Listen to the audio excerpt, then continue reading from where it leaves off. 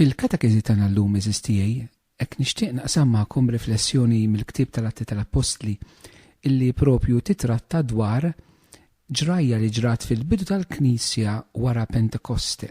Ma speċjali naqsam magħkom illum din il-ġrajja, din it-testimonjanza, din l-esperjenza, hekk fid-dawl anke tal-festa ta' Pentekoste li aħna sejrin il-kol kemm aħna niċċelebraw jekk il-Bambin irid f'din il-festa liturġika tal-Knisja. Wara li l-Ispirtu Santu niżel fuq l-Apostli u seħħet il-bidla kollha u ħarġu jipritkaw, wara l-Apostli għaddew minn persekuzzjoni. Minn persekuzzjoni li kienet ibsa li ma kienx faċli, persekuzzjoni li kienet qed tmiss eżistijaj il-ħajja tal-istess Apostli għaliex kienu qegħdin jispiċċaw jibdew jiġu joqtluhom ukoll saħansitra. U allura kellhom bżonn kontinwament din il-qawwa tal-Ispirtu Santu. Mod speċjali wara l-ewwel arresti illi seħħew, l-Apostli għamlu xi ħaġa partikolari li nixtieq naqra dan il-kuntest u nagħmlu ftit riflessjoni dwarha. Is-silta li se naqra meħuta mill-ktieb tal-Atti tal-Apostli kapitlu 4 minn vrus 23 il-qudiem sa vers 31. Il-kelma Alla tgħidilna hekk. Malli telquhom, l-Apostli marru għand sħabhom u għarfuhom dak kollu li l-qassisin il-kbar u x-xjugħ kienu qalulhom. Meta semgħu dan, il-koll flimkien ollow leħinhom lejn Alla u qalu: O Alla, int li għamilt is-sema, l-art, il-baħar u kull ma fihom. Int li nebbaħt bl-Ispirtu Santu lil David missierna għaddejtiek u b'fomm wett. Għaliex ixxewxu l-ġnus u l-popli naqdu konfoffa waħda l-xejn. Għamu slaten tal-art u l-gbarat inġemaw fl-imkien kontra l-mulej u l-messija tiegħu. Għax ta' bil-ħaq f'din il-belt Erodu u Ponzu Pilatu inaqdu fl-imkien mal-pagani u n-nies ta' Iżrael kontra l-qaddej qaddis tiegħek Ġesu li jien tikkonsagrajt biex jagħmlu dak kollu li bil-qawwa u r-rieda tiegħek iddestinajt minn qabel li kellu jsir. Issa mela mulej, ħares lejn it-teddid tagħhom u għamel lil qaddejja tiegħek ixandru kelmtek bil-kuraġġ kollu. U mittidek biex isiru fejqan u sinjali u mirakli permezz tal-isem tal-qaddej qaddis tiegħek Ġesu. Kif spiċċaw jitolbu l-post fejn kienu miġbura teżżes u mtlow bl-Ispirtu Santu u bdew ixandru l-kelma bil-kuraġġ kollu.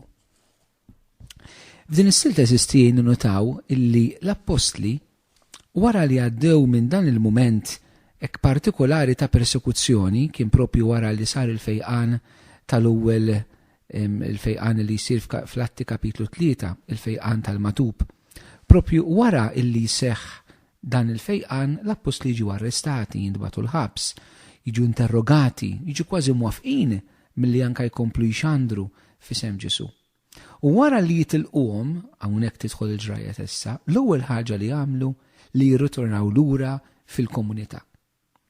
U allura eżistijaj l-ewwel tagħlima li rridu nieħdu eżistijaj minn din il-kelma illi meta aħna bħala nsara qegħdin ngħixu l-ħajja nisranija tagħna fuq isma differenti, sew fiż-żwieġ, fil-familja, fil-post tax-xogħol, fl-erja tal-politika, tal-ekonomija, fl-erja soċjali, fl-erja tal-parroċċja, fil-komunitajiet li aħna ngħaddu minnhom fil-ħajja tagħna.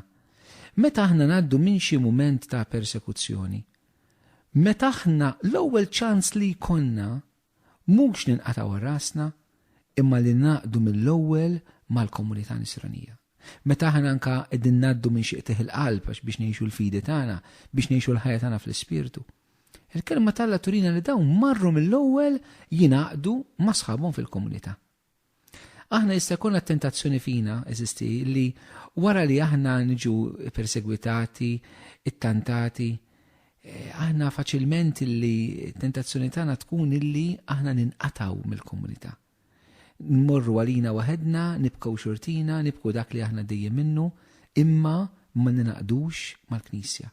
Ma naqgħodx ma' dik il-komunità illi li titmani bil-kelma u bl-Ewkaristija li titlob għalija biex jien insaħħaħ bil-qawwa tal-Ispirtu Santu. Mela din l-ewwel ħaġa illi jagħmlu imorru lura fih dan il-komunità.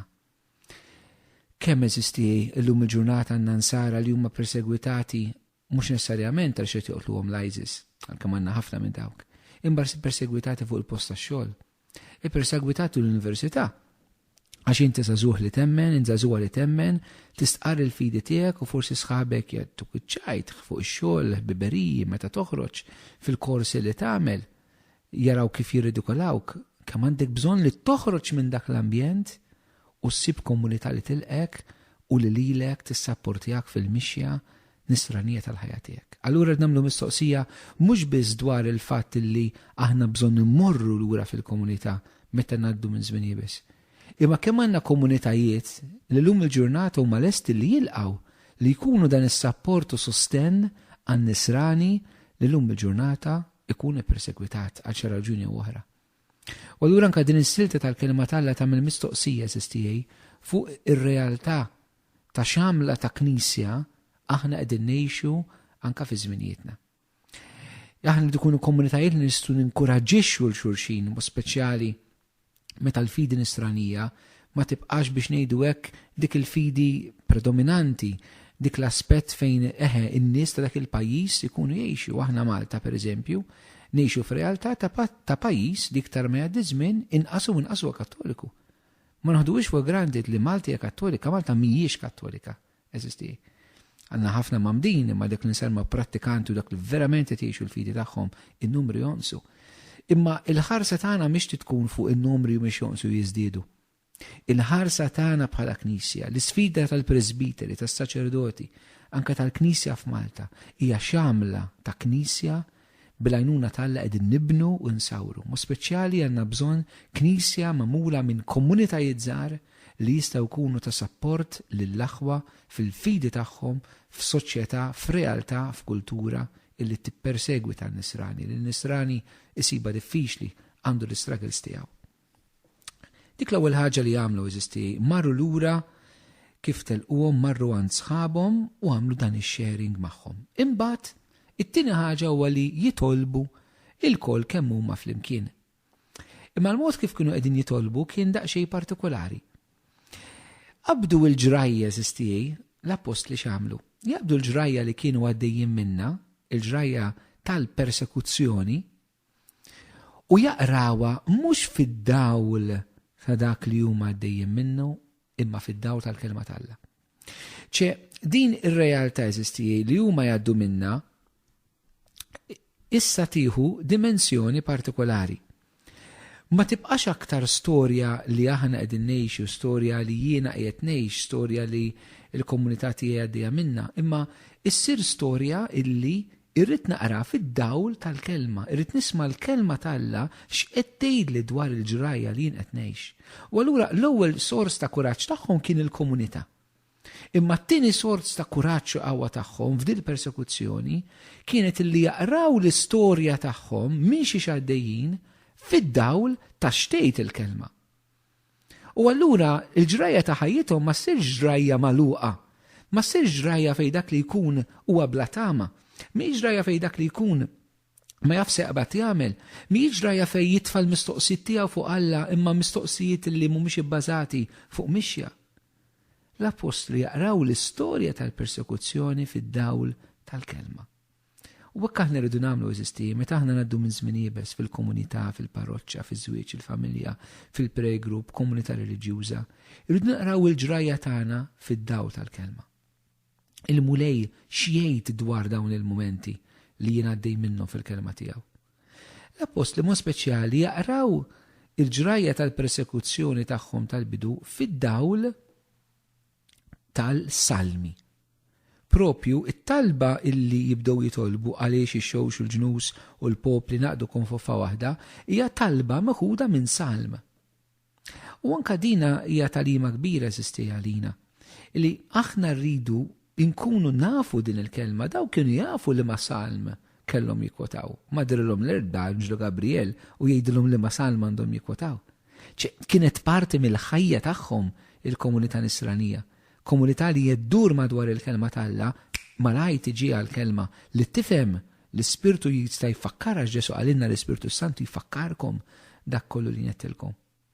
Mela aħna rridu nirrealizzaw eżistijej il-bżonn li mhux fil-mument tat-tiġrib biss li nduru lejn il-kelma, imma daw setaw iduru lejn il-kelma issa fit-tiġrib, setaw jifmu il-persekuzzjoni d-batija tagħhom fid-daw tal-kelma tal-Alla għaliex qabel kienu ħażnu il-kelma tal-Alla.